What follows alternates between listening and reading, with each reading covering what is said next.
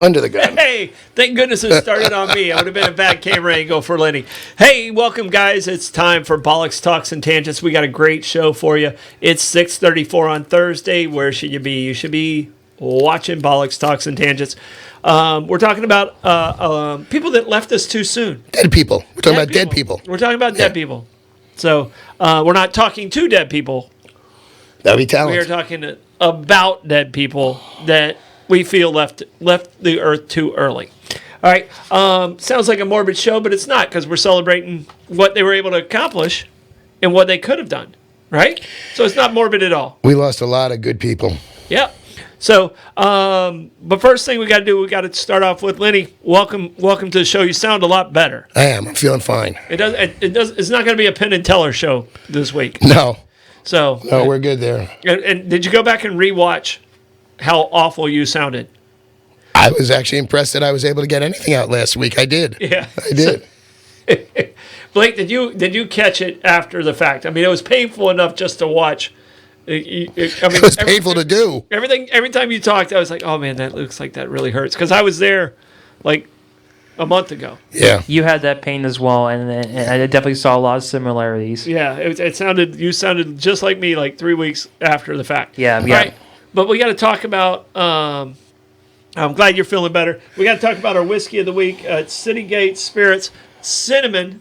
Curative powers. Cinnamon. It's a healing whiskey. It's warming. Healing whiskey coats the throat very nicely. So if you're feeling a little under the weather, try a little cinnamon whiskey from City Gate. Always good stuff there. You know, they have a lot of very interesting flavors, which also have curative properties. Yeah. You know, they've got and then some that are just fun, like the maple whiskey. Yeah. Yeah. And Clay asked a very good question already. He said, did some people die too late? Yeah, I think there's a couple that did that too. That's a different list, but yeah, we'll talk off the air. I think we did that one too. So, but that could get us in more trouble. I'm trying to behave. We're staying on the positive side, but yeah, Clay, there are definitely people that died too late. You know, and that takes us to the number one question that everyone always asks: would you kill baby Hitler? You know, you got to give a chance for him to. It depends. Do you believe in pure evil? Because if you believe in pure evil, there's no redeeming him. If it's environment or something else, then there's a chance. Maybe people just, when he was a young artist, people told him his art sucked, and he took it personally. Yeah, maybe if he'd have made it into the art school. That's it. In Italy, right? Is that where he? I'm not sure where he went. I think didn't follow too much of that little mustachioed fool. But so you're saying no? You would remove him from and put him in a different environment. Well, yeah. Otherwise, you got to buy into pure evil. Otherwise, and if it's pure evil, then you just don't waste time. Blake, what about you, man?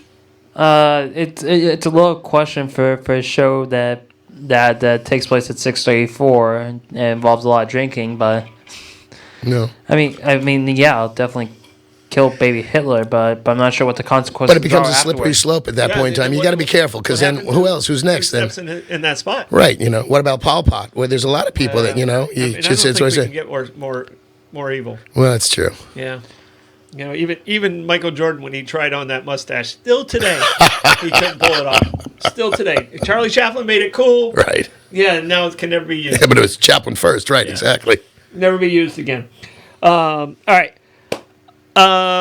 We got to talk about our amazing sponsors, and then we're going to get into word origins. First one we already talked a little bit about is that St. Augustine Distillery, City Gate Spirits. Yep. They just have the best tasting tours out there. They do an amazing job.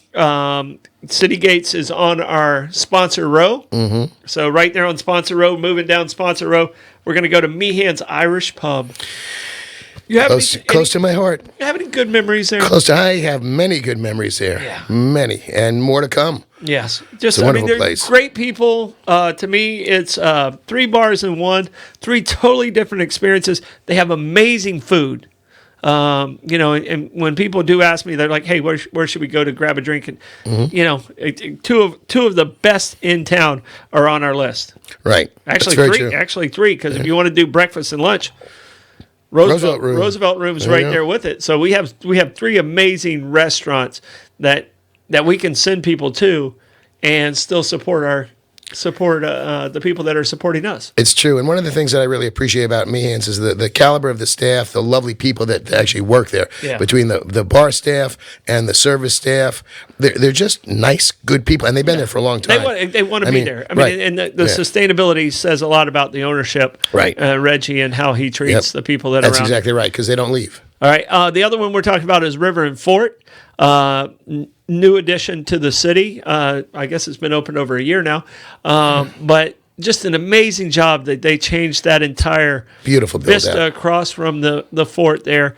And you can't get a better view than the rooftop and sipping on a bourbon and having a nice meal at River and Fort. And, they keep evolving their menu, and it keeps getting better and better and more interesting as well.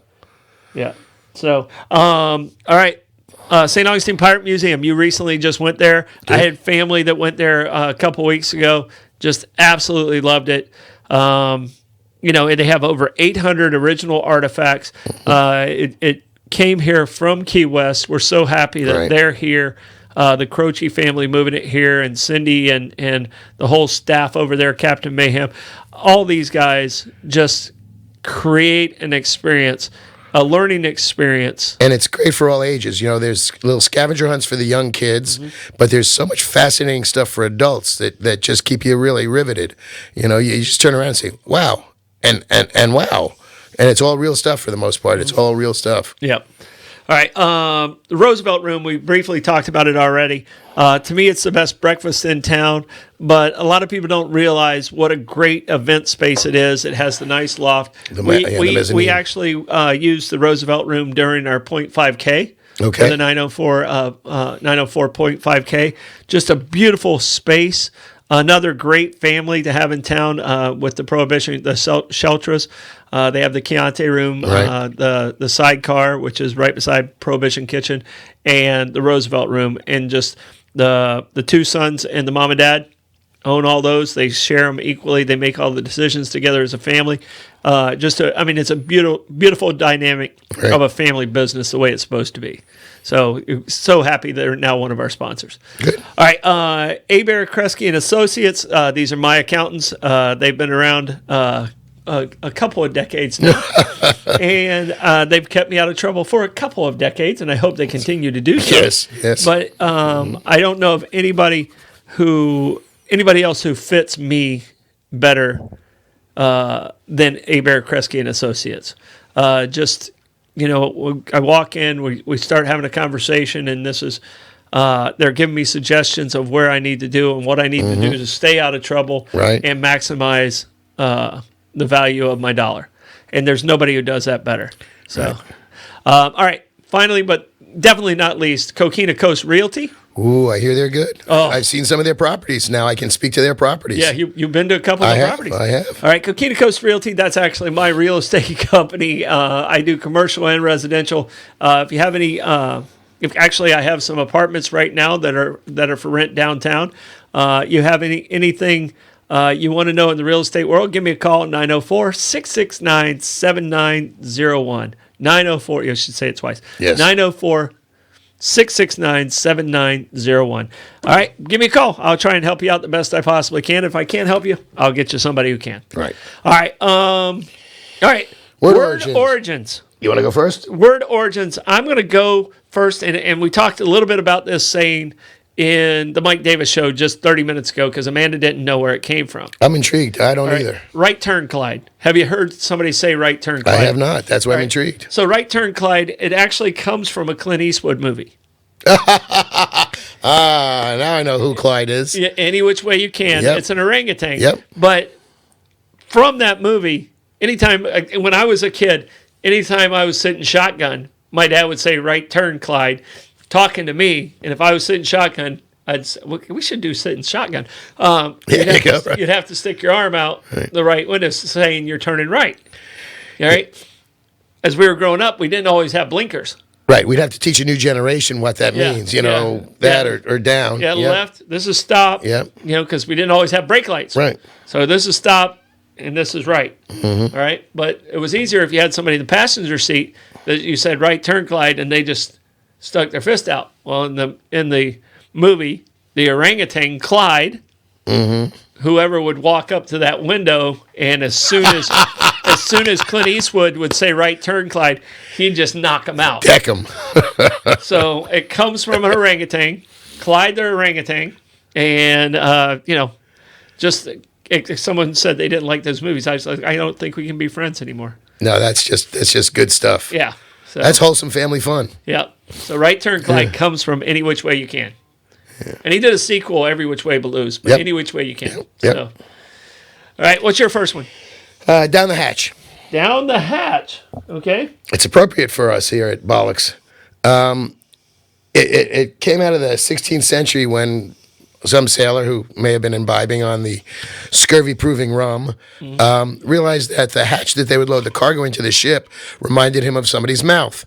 So as you were putting cargo in there, if you would put things in your mouth, they would say down the hatch. It's also sort of a way to encourage people to medicine or things that are not really tasty. You just got to, cover your nose and go down the hatch with it. And that's where that sort of came from. It's it means to just hurry up and just slug it on down. Just swig it. Right. Yeah, you're not savoring. When it goes down the hatch, you're not savoring. Yeah, you're just knocking it back. Exactly. I mean, like that's what you do with like a bad medicine. Jägermeister. Oof, yeah, nasty stuff. Yeah. Or Fernet. Similar. Yep. Do you sip Fernet? I don't. Are you not a Fernet person? No, I'm not. Though when I was in Croatia, there's Antico Pelenkova, which is basically their version of Fernet or Jägermeister. Same thing. It's they just took all the herbs and put them together, and it's like a Ricola on steroids. It's as herbaceous as you're going to find. And Fernet is something you would do down the hatch, but that's also called the bartender's handshake. Right. So if you're in a new place and you see the bartender's a veteran bartender, you might, to get on the good side of a bartender, order a Fernet for you and him, and that's the bartender's handshake, and you'll get the best service you'll ever have.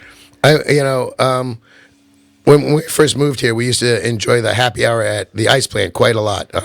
Great bartenders, great setup. And you get there at 5 o'clock, you get a seat at the back bar. It's really a comfortable place. It's very nice. I have never seen more Fernet go over that bar than any place. And I've, owned restaurants, owned bars, bartended. Man, oh man, I would love to see their Fernet Bronco bill. Yeah. So no, it's one of those things. Like, and I've explained to people that have drank for years. I was like, no, if you go to a new bartender. And you order a Fernet for them, and you basically have extended your hand in friendship. Yeah.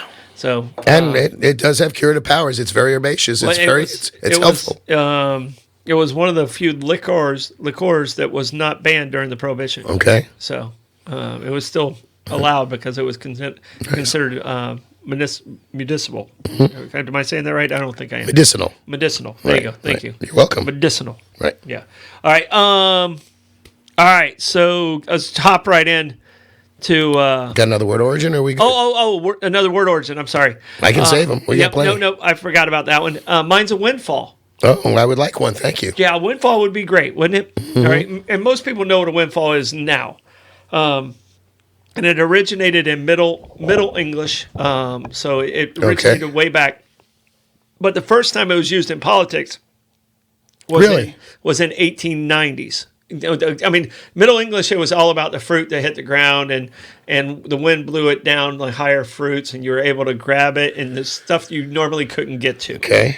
So it was something that was not expected. Right. And it was kind of a gift. But I wouldn't have associated that with politics, so I'm interested. So in politics, if you have a windfall in politics, it has to do with you either took in more taxes than you expected. Oh, okay, it is financial. Okay. So it's a financial windfall. Right. So if you have a financial windfall, it basically, and that's how it switched to financial was with politics.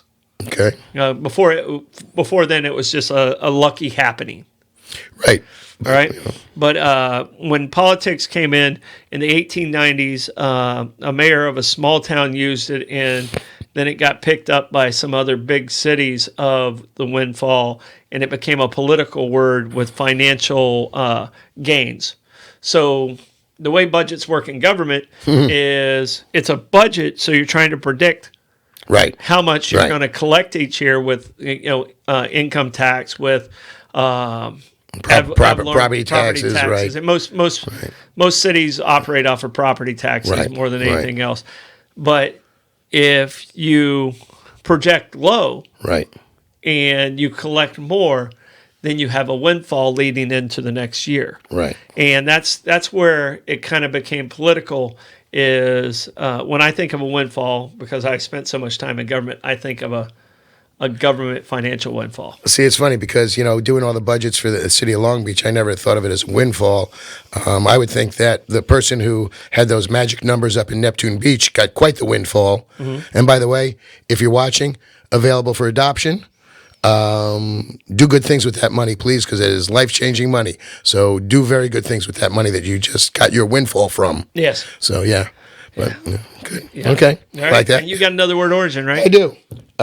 We talked about it last week. Jump the gun. Jump the gun. Jump the gun. Okay. It's doing something premature. It comes from racing, primarily foot racing, because when you start a race, the gentleman who's the starter starts with a starter's pistol. Yep. It's a small revolver loaded with a blank, and on your mark, hopefully a blank. Set. Well, theoretically, yeah. Well, otherwise we're doing an episode of Columbo. Yeah. On your mark, get set, and they'll pull the pistol. But a lot of people will jump the gun, and they'll leave the blocks early before the gun is fired. That would be a false start, which could lead to a disqualification. In horse racing, it would be a head start, which we've done. Right. Yeah. So that's jumping the gun, is doing something prematurely. Okay. Right. In advance of the legitimate. That's better than doing it. Yeah. We'll carry on. Right. I jump the gun in before I find out the facts sometimes. Well, that's it. I always said that if there was ever an Olympic sport for jumping to conclusions, I would be the gold medalist for years. Yeah, absolutely. Undisputed gold medalist. Yeah. So all right. All right. So we have we got a lot of people. You actually have a ton of people. I got dead people all over the place, my brother. All over that desk. I got dead people everywhere. All right. So let's start with, and we went about this in two different ways. You have a very strong music background, and you did a lot of musicians. Primarily, just because of the 27 Club. Yeah. So, yeah. So, let's run through the 27 Club and the one that you think was the biggest loss to you personally. To me personally? Like how that affected you, like their music and how it affected you. And the 27 Club is the club... People who died at the age of 27. At the age of 27, right. And it's a long list. There's at least there's 7 of them that are in that proverbial club, and it didn't become a 27 Club until Kurt Cobain offed himself. Apparently, he was the linchpin that people started saying, "Well, wait a second, they died at 27. They died." Yeah. I got to go with Janis Joplin, or believe it or not, the first. Run down the list for everybody so we know. You got Robert Johnson, who died in 1938. Robert Johnson, who sold his soul to the devil at the crossroads to get his guitar playing skills. Still this day, one of the most brilliant guitar players ever born. Died in 1938 at 27 from drinking a bottle of poisoned whiskey. Oh, wow. Brian Jones, the founder of the Rolling Stones, 1969, ended up in the bottom of a swimming pool, dead at 27. Jimi Hendrix in 1970, died of a heroin overdose. You have Jim Morrison, who some people think may still be alive, but jury's still out on that. Yeah. People in Paris would be upset because it's like the third most or second most visited. His cemetery, yeah. His cemetery. It's either second or third. Yep. I think it's Eiffel Tower, Louvre, and then him. Pretty much, yeah. I think it's in Pierre Lachaise. I'm not sure which cemetery, but I think that's it. He died in 1971 at 27. Again, drug overdose. Janis Joplin, 1970, the year before. She died the same year as Jimi Hendrix at 27. She got some super strong heroin, and that was the cause of her death, though she's got a friend that swears to this day that she caught one of her high heels in a shag rub, fell down, cracked her skull, and died from a brain injury. And then you got Kurt Cobain, who killed himself in 1999. It's my own handwriting. It was 1999. And that was the person where all of a sudden they said they all died at 27, and they're giving him credit for, inaugurating the 27 Club. And it was interesting because he left a suicide note where some people think that there was part of it that was, pardon me, fabricated.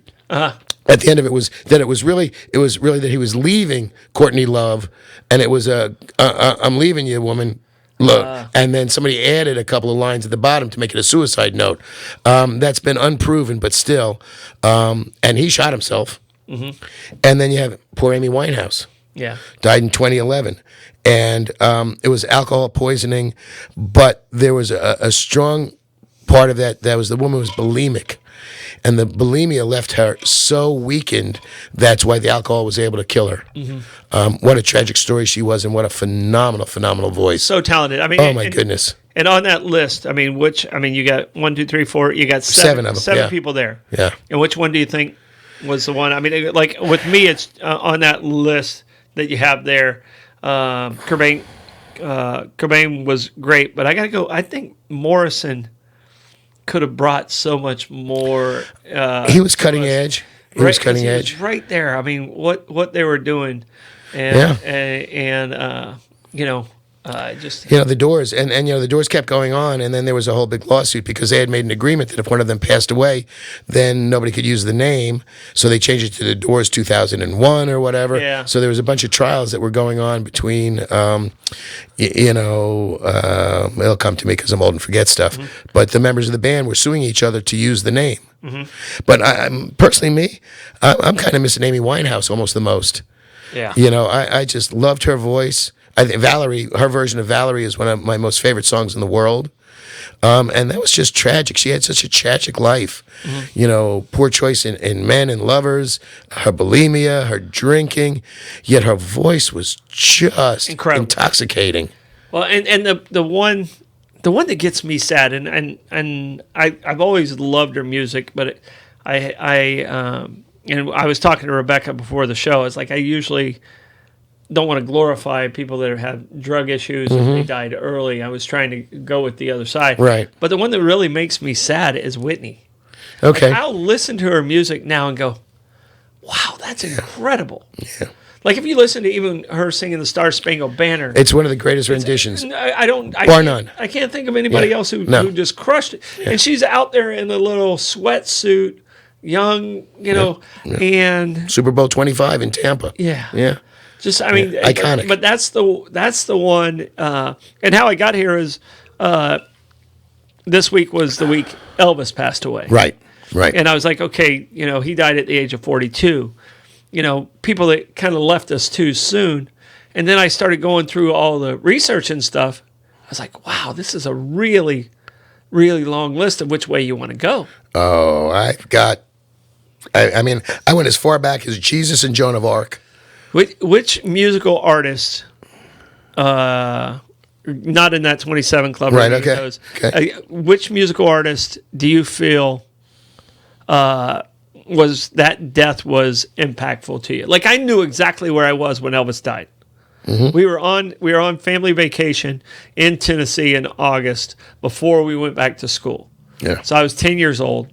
He was 42 years old. I mean, I remember exactly how old he was, and it's just, it's just one of those moments that you remember. I was on my car on Park Avenue in Long Beach when I heard the news. Okay, when Elvis passed. When Elvis passed away, okay, yeah. Do you have any other artists that you remember exactly where you were? Because I think to me, like John Lennon. Well, I was in the bathtub when Kennedy was assassinated. I found out about that when I was in a bath as a young child. Okay. Because I was only 5 at the time. Okay. Do you remember that moment? I remember being in the bathtub and my mother crying. Yeah. Okay. Yeah. Wow. Okay. Yeah. Yeah. See, I was. You were 5. I was -5. Well. So, right. Yet you have more gray, so I like you so much, my brother. Actually, I was -4. All right, well there you go. That makes you feel like that's younger. You are 9 years old. Yeah, but I mean, and that's another person, JFK. I think you have him on your list. I do. So, I do. I think one of the more tragic ones, I believe. We'll come back to this part of the table here in a minute. Side, yeah, exactly. But I think Princess Diana. I think, the woman died at 36. I know where I was in, too. Persecuted by the paparazzi is the only way I can really say that, unfortunately. It was Labor Day weekend, 98. I was in Savannah at a national softball tournament. I think that she, between what she started doing with landmines and just the humanity that she exhibited toward everybody, not afraid to pick up an AIDS baby. I mean, she just the woman was the definition of compassion. She was to me. She's just compassion. She was the ultimate princess, in my opinion, and it's sad how all that came to be too. Yeah. So Died at 36. Yeah. And what she had accomplished there between landmines and AIDS and everything else was just, phenomenal. Now, granted, she by being the princess, had the ability to do that, but Yeah. I just think, she probably could have done it anyway. Right, She absolutely. maximized her format. Absolutely. And I think that's one of the things that hurts me with some of these people, like you're saying on that 27 list, drug overdose, suicide. There's mental illness that's attached with that. Correct. And it's a very sad scenario. But here are people that have an amazing format to do pretty much anything in the world to get something good done. But, and it's just the torment, but that torment probably made him. Well, that's what I was about to say. You don't know if the drugs gave them the ability to produce the talent that they had or the music that they did. Yeah. If they didn't do heroin, would they have been as successful an artist? It's hard to say, and I'm not encouraging that by any stretch of the imagination. We're not endorsing this. Yeah, it's just we don't have a lawyer on our sponsor. Well, we better get one. Right, there you go. Need to get one. But that's the overriding question all the time. Did they have the talent, or was the talent out of the angst, out of the drugs, out of the mental illness? Or look at Vincent van Gogh. Yeah. He was a great painter, but he got. Did he become greater as he became loonier? Who knows? Yeah. It's hard to answer any of those questions. Honestly, it really is. Yeah. I think he was love struck and kind of messed him up a little bit too. Yeah. A little bit of the booze and the love struck. Yeah. Love and booze make you do crazy things. But so man, be careful with both. Great art. Yeah. Well, All right. And we're talking about people that did great things, and you have JFK and I have Martin Luther King. Right. I kind of put those guys in the what if category. Yeah. What would have happened? How would Vietnam have continued if JFK stays where he's at? So many unanswered questions. Would it have been good or bad? We don't know. He diffused the missile crisis in Cuba, so there's that. But he did it with a show of strength. Yeah. So you don't know. But in the missile crisis, the 13 days or whatever it is, have you ever read the backstory of the conflict between him and Eisenhower and how he called Eisenhower in on that? No, I didn't know that. Yeah, I know Ike was responsible for the military-industrial complex, which is why we're in a lot of issues we are in today. Yeah, but Ike, JFK, because it was still fairly early on, but JFK and Ike evidently didn't ride in the same vehicle to the inauguration. for the inauguration because they were going back and forth so much. And JFK swallowed his pride and said, here's a guy who's been through almost every military scenario. He still wants to do right by the country.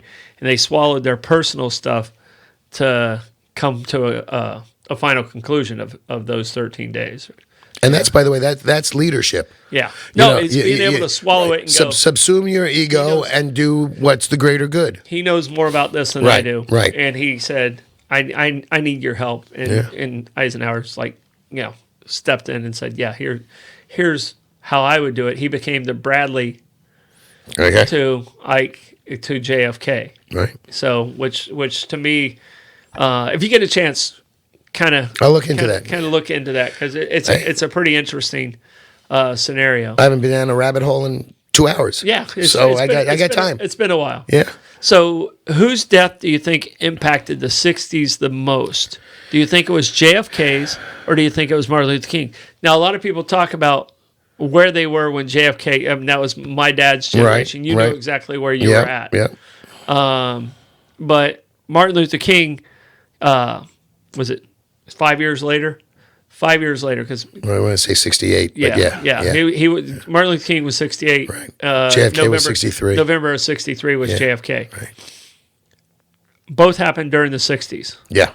Which one of those? Because I put those in the 60s as the two most significant. Robert's third. Because I was going to throw you off track with that because talk about your unachieved promise was RFK. Yeah.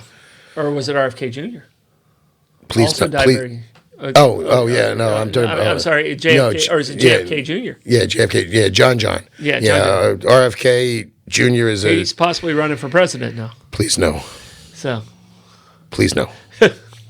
Let him clean rivers. Yeah. He is brilliant on the environment. The man is brilliant. He single-handedly cleaned the Hudson.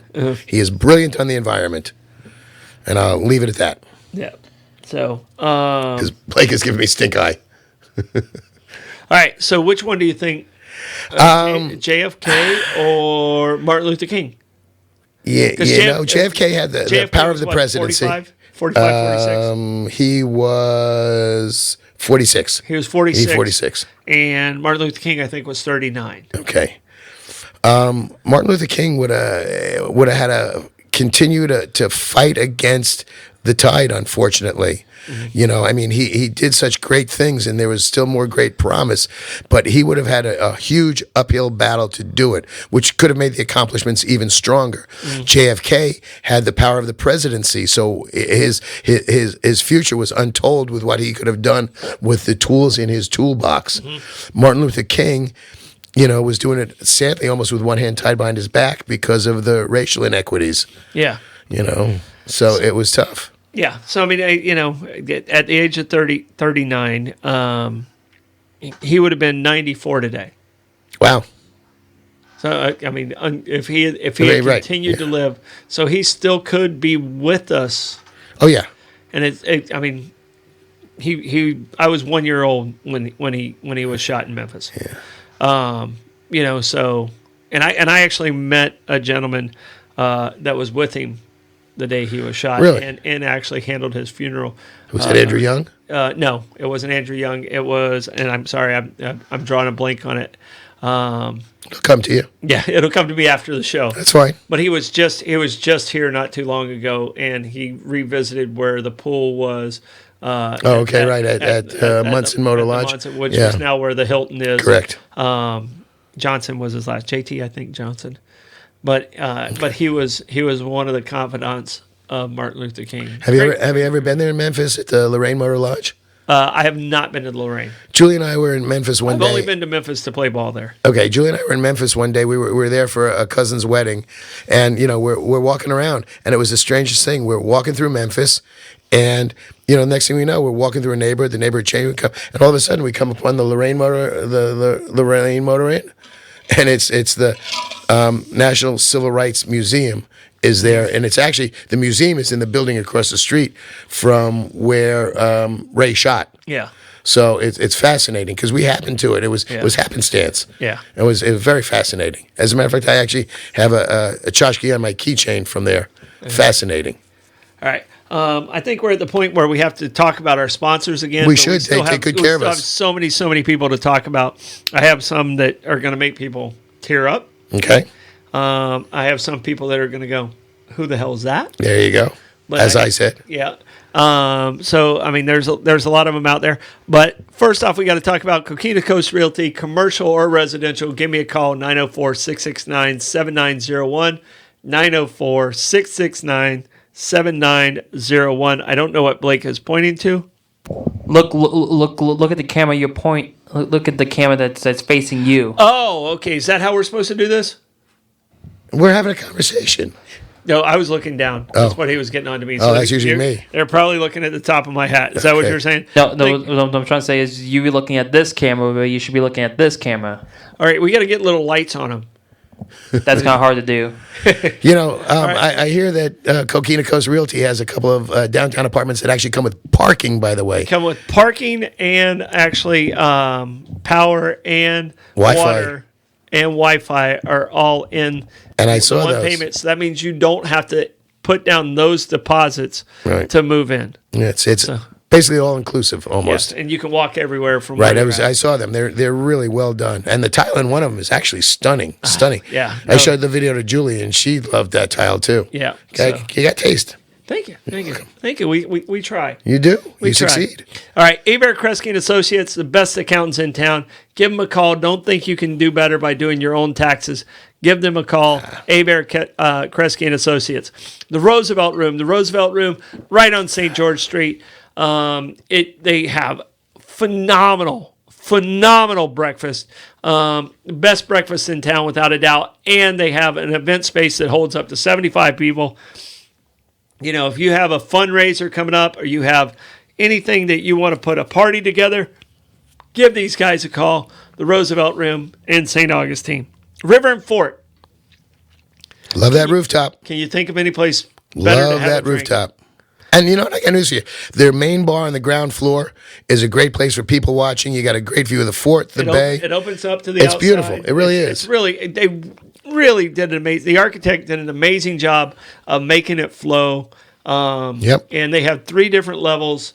Actually, they have several different levels. They have Right. like 5 different levels of drinking experiences. And when it's not, 147 degrees in the shade, they've got some really nice outdoor spaces. They really do. On grade and up a couple of different levels. And a really nice wine list. Really nice wine list. Stand on Sponsor Row, St. Augustine Pirate Museum. Give those guys, give them a chance. If you have not been to the Pirate Museum, give them a chance. They really do an amazing job at what they do. And they have over 800 artifacts. They have one of the 2 original real life Jolly Roger flags. I didn't realize until I went there the different flags represented different pirates. Sure. And I didn't realize how short a lifespan certain pirates were. Like Blackbeard was only there for like 28 months or 30 months or something like that. Yeah, well, people were gunning for you. Yeah. So, and some of them just retired. Well, they were smart. They make enough money, and then they just retire. And some of them would leave their name to somebody else. Right. Dread Pirate Roberts. Yeah. There you go. Love that movie. As you wish. It's a franchise. It's tattooed right here. Exactly. All right. All right. Meehan's Irish pub. I can't say enough about it. I can't brag enough Try about the Irish cream. Oh, the Irish cream. Try the shepherd's pie. Blake, what should they try? They should try the tower. No, at seafood. Meehan's. Oh, Meehan's. The mac and cheese. Oh, yeah. Mac and cheese, the boat. Yep. Yeah. The Yep. mac and cheese Yep. is the bomb. And All the right. drunken clams are pretty damn good, too. The drunken clams, steamed clams, man. They stagger off my plate. Yeah. All right. It is pretty amazing. All right. I think I always see, for me, they just go right down the hatch. Yeah, down the hatch. There you go. Down the gullet. All right. St. Augustine Distillery and Citygate Spirits. We're drinking today cinnamon whiskey from Citygate. Some of the best tasting tours. We need to get some of their moonshines in here. Ooh, that'd be When nice. I talk to Will on the next batch, I think we're going to bring some moonshines in. You know, what was impressive about the distillery is they became one of the top-rated tours in the country, like within the year that they opened. And the tour at the City Gates, it tastes like nine different flavors, and it's great stuff. Mm-hmm. Oh, they do an amazing job. Very creative, very great flavors. The tour at the distillery Distillery's good. is so good. I mean, we drink bourbon for the most part, but Yeah. their rums, their vodkas, and their gins have been award-winning. And they use Florida cane sugar. Yes. So they keep it local. Yeah. All right. So we still moving on. I went to a little bit of a sports theme on some of my guys. Okay, and I forgot one that I'll throw out to you, but go ahead. Okay. I have a baseball player and a football player. Blake, which one do you want to go with, the baseball player or the football player? I got to say the football player. All right, the football player. My football player, and everyone's seen I'm the gonna movie. cry. Most people have seen the movie. And if you didn't cry at this movie, you have zero heart. And if you haven't seen this movie, you need to see this movie. It's one of my favorite movies of all time, and I don't think, Blake, you've seen this movie. Oh, no. If we watch it together, I promise you, I will booger cry. I'm with you, baby. I mean, all boogers all in the mustache. I told you. It's going to happen. The music starts, I cry. Yeah. No, I'm with you. And that's Brian Piccolo. Brian's song is the movie. Yep. Brian's song is the movie, and Brian Piccolo, and he died at the age of 26. James Caan was great in that. Amazing. James Caan was great in that movie. Amazing. Billy D. Williams. Was amazing. Gail Sayers. It's Gail Sayers. Black Magic, absolutely. So, Brian, Blake, do you know the story of Brian Piccolo? No. Was that a no? No. Okay. So Brian Piccolo was a backup running back. Gail Sayers was The man. the premier running back, and for the Chicago Bears. Correct. All right. But Brian Piccolo was his backup when Gale Sayers got hurt. Brian Piccolo stepped in, did an admirable job, but he was filling in for Gale Sayers. Right. But the whole time, he was even helping Gale Sayers because that was his roommate on the road. And it was the first time that a black athlete and a white athlete were roommates on the road. Usually the white athletes stay with the white athletes, black athletes stay with the black athletes. And we're talking late 60s, mid to late 60s. Yeah.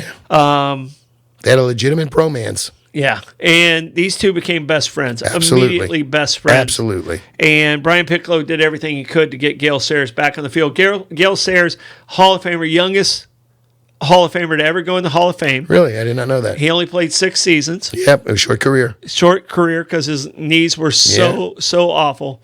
But he's the youngest NFL player to ever go in. Which is impressive to be in the Hall of Fame after only 6 seasons. That just speaks volumes of his talent. It's amazing. Yeah. But Brian Piccolo, unfortunately, lost his battle to cancer at the age of 26 years old. And there's a park in I think it's Fort Lauderdale or Miami, that area there, named Brian Piccolo Park.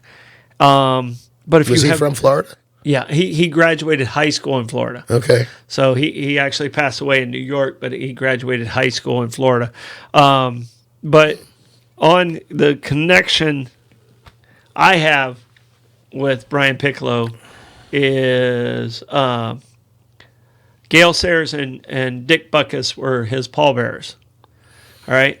Okay. One of my friends growing up is Ricky and Matt Butkus. Really? They played on my Little League baseball team. So and here's how dumb I was at that time. We're talking right after Butkus had retired. Okay. He moved to DeLand with Ricky and Matt, and they played on my Little League team. I would go to their house and have dinner. I didn't even know who he was. Wow. I was a baseball guy. I know. And at age, we forgive you. At age 11 and 12, I didn't realize what a big deal he was until I came home. Like, I was at the, believe me, he did not talk about football at all. He's a big man. He did not talk about football at all. And I remember him being big, but I don't remember him being afraid of it. He was, he called me Troy Boy, which everyone called me Troy Boy at that time. And Ricky today him and I still talk on Facebook, and he's out in California. He works in the movie industry. Well, it's funny, and that's his oldest son. He has a daughter named Nikki. It's Nikki, Ricky, and Matt. And just Dick Butkus was just a monumental football player. He was iconic. He really was. And I can tell you, like, the stories I read about later, I'm glad I didn't know those stories. Yeah. When I was at his little house. Intimidating, you think? When I was at his house. Yeah. I mean, but I was 10, and I was like, I was cocky as hell, at age 11 and 12 in Little League baseball, and I didn't think anything of it. And I so many things I go, wow, I probably should have asked more questions. Well, had you known. Yeah. But I think I told you a little bit earlier when you mentioned Brian Piccolo that I would watch that movie with my father, and that's one of the best memories I have with my father, sitting there on the couch in our den, watching Brian's song, listening to and it was Michel Legrand who wrote the song, the music for that, and just bawling. And my father, gruff as he was perceived to be, was just, your proverbial, sensitive big guy. And my father was a sensitive little guy because he wasn't a big guy. Yeah, I'm not shocked by that. Yeah, well, look at me. I towered over him by 2 whole inches. Yeah, same with my dad. Right. I'm about 4 inches taller than my dad. So I'm a giant. But man, I would watch that movie with my father, and we would just be bawling. It's a great movie. If you haven't seen it, find it. It is poignant. It is uplifting, even though the guy dies in the end. Spoiler alert. I'm sorry. I think they know that already. Yeah, I guess. Yeah, because we're talking about him being dead. I think we already talked about it. Going too soon. Okay. But I can tell you this: it's the only time I saw my father cry at a movie. Is Brian's song, and it's the only time my grandfather, who I'm named after, Sam, who's my guy, coal miner from Pennsylvania, refused to watch it because he'd already seen it once.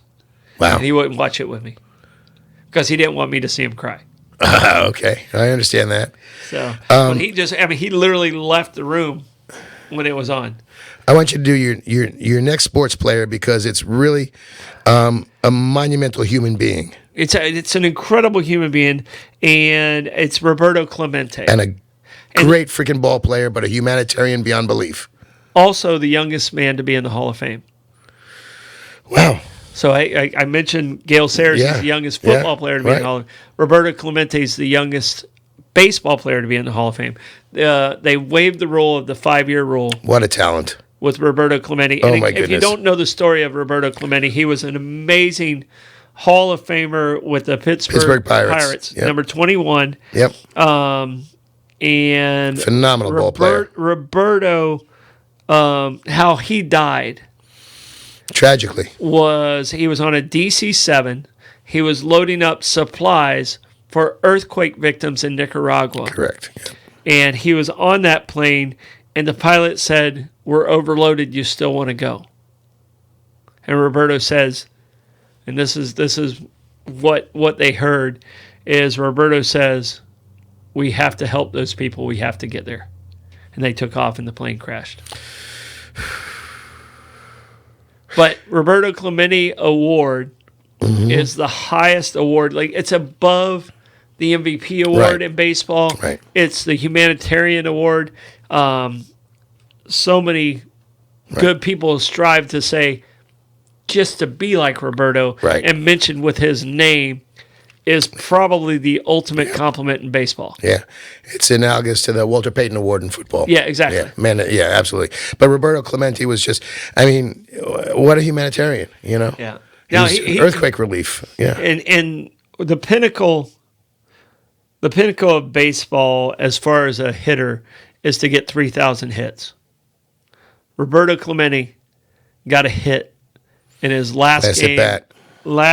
Last game of the season, and he hit 3,000 hits with that hit. Yep. So it's kind of like one of those, he made it to that number, and then his time was up. But I mean, he was too soon. Oh, you're talking about too soon. Way too soon. We're talking about too soon tonight. This is too soon. This is a guy who could have continued, and he would have been 89 right now. And probably still playing baseball. He probably could outplay some of them. I got news for you. No doubt about it. Probably, I mean, when you talk about amazing, I think he made 15 All-Star teams. He won the batting title like 5 times. Gold Glove, like I think it was like 10 times. Just phenomenal stats. And the thing was, he was a greater man off the field than he was on the field. That's it. Which is what these guys should strive. They're in that position to do great things. And when I think about Roberto, he maximized his talent, he maximized his person, and he made people around him better. Yeah. So, we talk about Brian Piccolo, but Roberto Clemente was a guy who saw what he was doing and saw the impact he can make and maximize that to the fullest. He knew he had an ability because of his prominence and his position to do more than baseball. Yeah. And that's, and you really need to admire people who understand their lot in life, so to speak, that they have, like Princess Diana. She was divorced. She wasn't the princess anymore. I mean, she'll always be the princess to basically the world, and so she should be. But, she went on to be a humanitarian, taken too soon. Yeah. But I want to just for one quick second, I want to piggyback onto a very sad plane flight. Oh, yeah. Okay. The day the music died. Miss America Pie. Was not the name of the plane. It was the nickname of the plane. Maybe because in my research it said there was no name for the plane, so that's just, that may be fable. But February 3rd, 1959. On what was one of the most god-awful musical tours in history. Buddy Holly, the Crickets, Richie Valens. Gusco god-awful planned because those guys were pretty amazing. Oh, no, the tour was fabulous. Yeah. The tour was fabulous. Yeah. Whoever put this tour together was out of their freaking mind because they went zig and zag and back and track. And in the middle of winter in the Midwest, in snowstorms and minus 30-degree temperatures. No roadies. The musicians were responsible for loading their own instruments. The buses broke down. They swapped out 5 different buses. Yeah. It was insane. I mean, they drove through towns that they had played the night before to go to the next town, and then came back through the same town. It was insane how that tour was designed. At least knew which restaurants to stop at. If they had time. Yeah. If they had the time. So Buddy Holly was just fed up at this point in time and said, all right, we need to go to the next stop. It's in Minnesota. I'm going to rent a plane. We're going to go. I got 3 seats plus the pilot. And it was Buddy Holly. He was going to take one of his musicians. He was going to take Waylon Jennings. Yes. And then the whole thing, got a little wacky. The Big Bopper, J.P. Richardson, was catching the flu. And Waylon Jennings said, all right, you take that seat. And it pissed off Buddy Holly. Richie Valens was under the weather as well and ended up in a coin flip, as you and I had spoken about earlier, coin flip with the other band member from the Crickets, and flipped a coin. Richie Valens won that. And Richie Valens said, that's the first thing I ever won. Mm-hmm. Poor kid. Yeah. 17 years old, Richie Valens. 17 years old. And he had 2 wives already. Wow. That I did not know. Yo, you didn't know he was a polygamist? No. A bigamist? A bigamist. Then I didn't know. Oh, no, I didn't realize Richie Valens had 2 wives. At 17? Yeah. Well, I'll give him credit for bigamist? Oh, bigamist. Yeah. Otherwise, he would have been in Utah. Otherwise, that's efficient for a 17-year-old. Big Bopper was 28. Buddy Holly was 22. Yeah. They get in this little Beechcraft plane. Pilot was 21. He had X amount of hours. He was fine in that, but he had no instrument ratings. Yeah. So, it was miserable weather we had talked about earlier. 21? 21-year-old pilot. Yeah. Took off. And he was supposed to be a VFR, and he needed to be an IFR. Correct. Correct. Okay. He did not have the instrument certification. He only had the visual certification. Okay. I didn't realize that part of it. Yeah, absolutely. And they watched the plane, and they followed the taillight as it went off into the distance. And 5 minutes later, it crashed. They didn't realize it crashed because it was out of eyesight. Yeah. They didn't find it until the next day when they flew over and found the wreckage of the plane.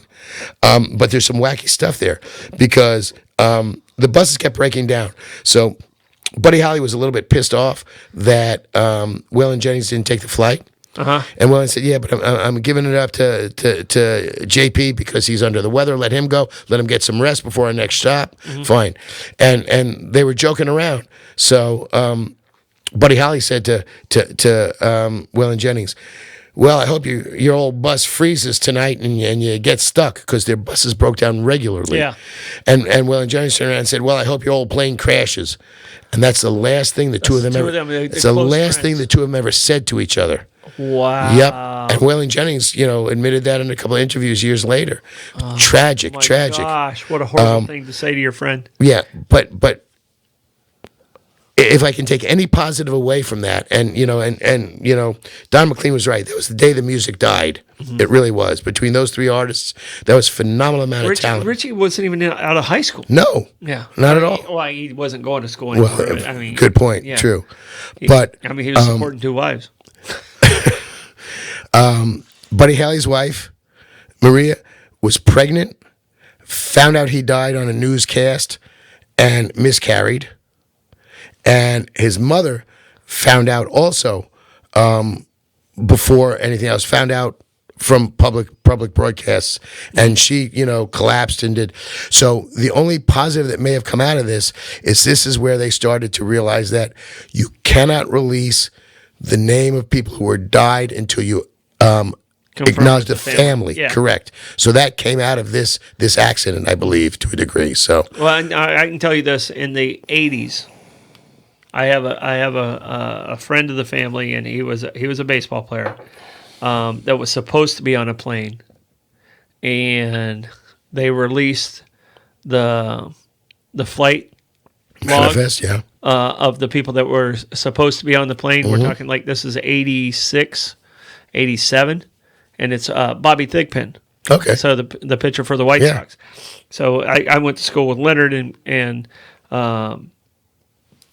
during watching it on the TV, the mom read his name, and he called at the exact same time. He missed his flight, but his name was on the list. The manifest, yeah.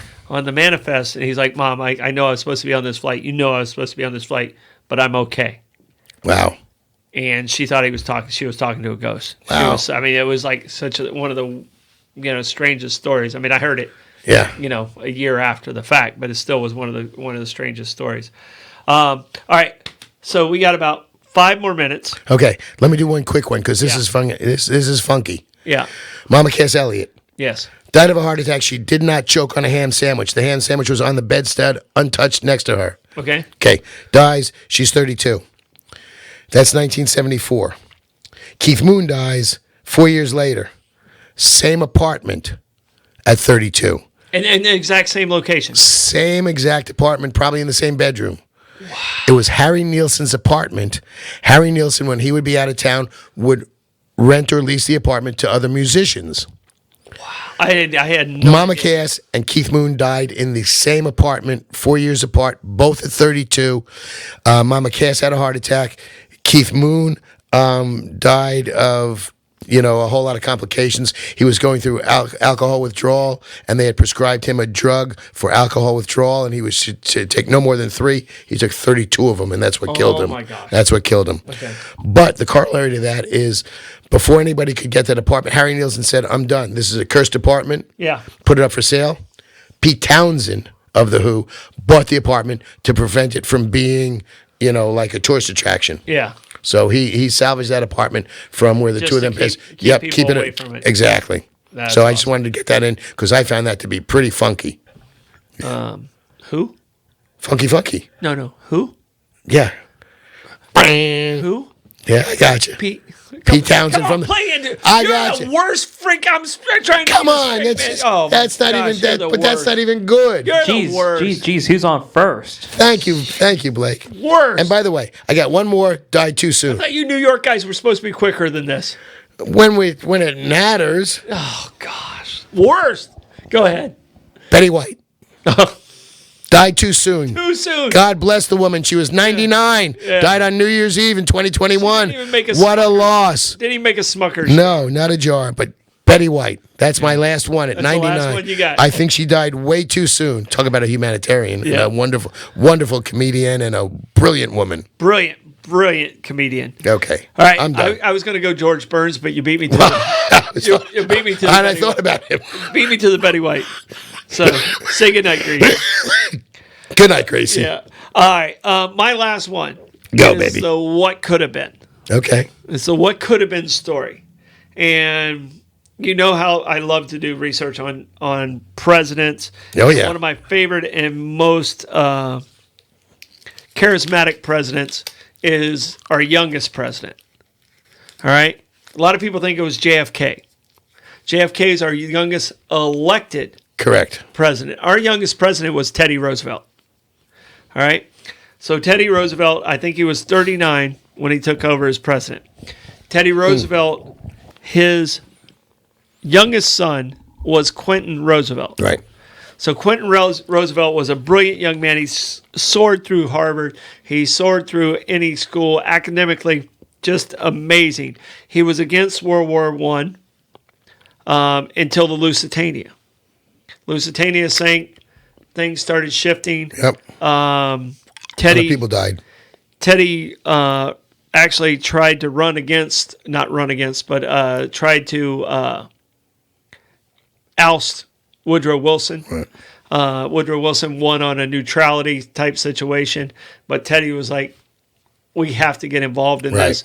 We can't let them just do the fight for us. And this is after Teddy and his oldest son got lost in the Amazon. Have you read that And book? barely survived that. What a phenomenal book if you haven't read it. Phenomenal story. Oh, all my on its goodness. own. Oh, brilliant. I mean, Teddy Roosevelt was just a unique human being. They had to redo the White House after Teddy moved out because he had so many animals. Please. He had a pet badger. Oh, yeah. He had like ostriches and at the White House. Like Blake, you've been to the White House, right? Yeah, we have multiple times. Yeah, so you've been there a couple times. I'm envious. Yeah, and we walked there one time. I know. But Quentin Roosevelt was his youngest son. Quentin didn't have to go into the military, didn't have to go to World War I. He was engaged to a Vanderbilt's daughter. All right. Brilliant guy. Would have probably more than likely been president after FDR. I mean, just his brilliant guy. 22 years old. And he gets shot down in World War I by in a dogfight. One of the first Americans to get shot down as a military. But it's Quentin Roosevelt, and here's a guy, a handsome young man from a family that is just known for being good politicians and quality people, and he would have had the money of Vanderbilt. So we don't know a life that could have been.